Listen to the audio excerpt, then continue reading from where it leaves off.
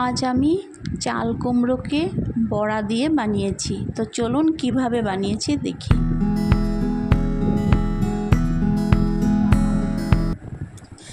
গরমের দিনে চাল কুমড়ো খাওয়া কিন্তু অনেক ভালো, কারণ এই সবজিটাতে প্রচুর পরিমাণে জল থাকে। তাই আমি আজ কুমড়োটাকে একটু অন্যরকম করে বানালাম, কারণ প্রত্যেক দিন যদি একরকম খাওয়া যায় তবে কিন্তু ভালো লাগে না। তাই এক এক দিন বিভিন্ন রকম বানালে স্বাদটাও চেঞ্জ হয়ে যাবে, আর এটা তো খাওয়া অনেক ভালো। তাই আমি কুমড়োগুলোকে এইভাবে কুচি কুচি করে কেটে নিলাম। আপনারা চাইলে এইটা ছুরি দিয়ে কাটতে পারেন, আমার সুবিধা হয় বটি দা দিয়ে। তো আমি এই বটি দা দিয়ে এইভাবে কেটে নিলাম ঝিরিঝিরি করে। তারপর আমি এখানে কিছু খেসারি ডাল ভিজিয়ে রেখে দিয়েছিলাম। আপনারা চাইলে চানার ডালও নিতে পারেন। তো এখানে আমি কিছু কাঁচা লঙ্কা আর আদা নিয়েছি। কাঁচা লঙ্কাটা একটু বেশি করে নিব, কারণ ঝাল হলে ভালো লাগে। তারপর এটাকে পেস্ট করে নিয়েছি, আর এখানে কিছু মশলা মেশালাম। হলুদ গুঁড়ো, জিরে গুঁড়ো, গরম মশলার গুঁড়ো ইত্যাদি আমি একটু মিশিয়ে নিলাম। আর এটাতে অল্প আমি নুনও দিয়ে দিলাম। দিয়ে এটাকে আমি ভালো করে মেখে নেব। ভালো করে মেখে নিয়ে এটাকে আমি এখন গরম তেলে ছোট ছোট করে বড়া বানিয়ে নিব। অন্য ডাল দিয়েও আপনারা চাইলে বানাতে পারেন, আমি খেসারি ডাল দিয়েই বানালাম।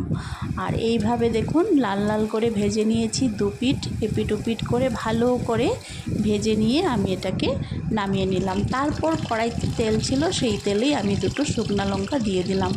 শুকনো লঙ্কা দেওয়ার পরে আমি দুটো দারচিনি দিয়ে দিলাম। আর এখানে আমি কিছু এলাচ দিব, সেগুলি আমি ছিঁড়ে ছিঁড়ে এলাচগুলি দিলাম, যাতে গন্ধটা ভালো করে লেগে যায়। তো আমি এগুলি দিয়ে সম্বাসটা ভালো করে অল্প নাড়িয়ে চাড়িয়ে নিব। আর নাড়িয়ে চাড়িয়ে নিয়ে আমি এখানে একটু জল দিয়ে দিব।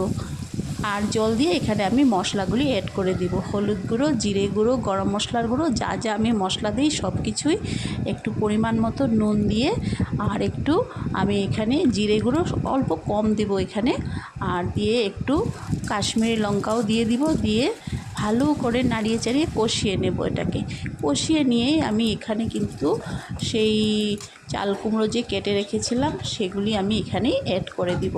মশলাটা আগে ভাজা হয়ে গেল, তারপর আমি চাল কুমড়োগুলি এখানে দিয়ে দিব। দিয়ে এটাকে ভালো করে নাড়িয়ে চাড়িয়ে নিব। আর একটা কথা কিন্তু আমি বলি না, এখানে আমি তেজপাতাও দিয়েছিলাম। তেজপাতা দিয়েও আর এই সবজিগুলি দিয়ে ভালো করে নাড়িয়ে চাড়িয়ে এটাকে আমি অল্প সময় রান্না করে নিব। আর এটাকে আমি অল্প ঢেকে ঢেকে রান্না করব, কারণ আমি এখানে অল্প জল দেব, বেশি জল দিব না। আর এই জলেই কিন্তু সিদ্ধ হতে হবে।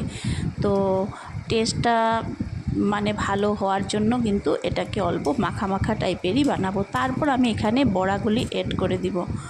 সব বড়াগুলি অ্যাড করে দিয়ে আবার ঢেকে ঢেকে, আর আমি কিছু বড়া রেখে দিয়েছি এমনি খাওয়ার জন্য। এটা এমনি খেতেও কিন্তু অনেক টেস্ট লাগে বন্ধুরা। তারপর আমি এইভাবে এটাকে মাখা মাখা করে তৈরি করে নিলাম। তো আমার ভিডিওটা কেমন লাগলো একটু নিশ্চয়ই জানাবেন। ধন্যবাদ।